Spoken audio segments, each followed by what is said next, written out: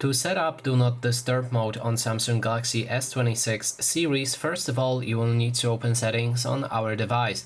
Next step is to enter notifications right here, and then we can look for the Do Not Disturb mode. If you enter it, you can enable or disable Do Not Disturb mode on its own.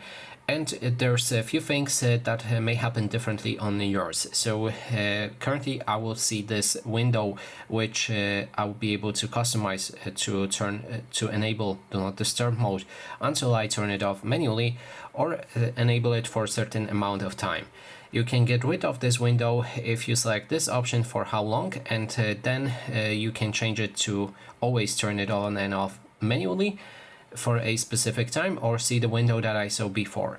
So choose whichever option you like, and then we can begin customizing a specific options for it. First is also a schedule. So here you can set options when Do Not Disturb mode will toggle on automatically and shut off automatically as well. If you have a schedule active, then for this example it will work from 10 p.m. to 7 a.m. and it will toggle on automatically. As I said, you can add your own schedules right here.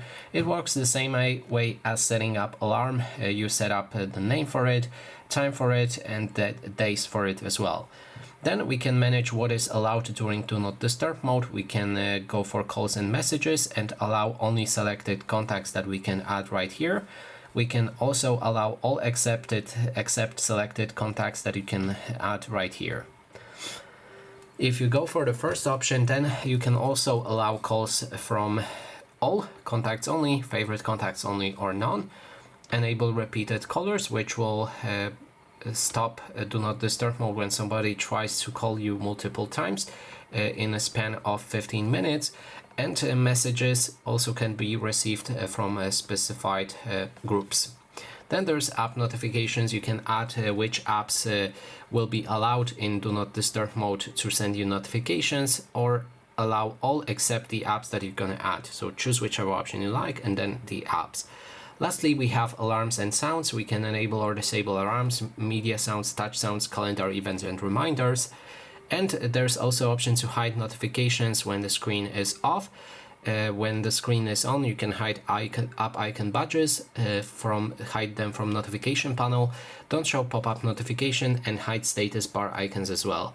And that is all of the options for Do Not Disturb mode. Thanks so much for watching, and if you like this video, please consider subscribing.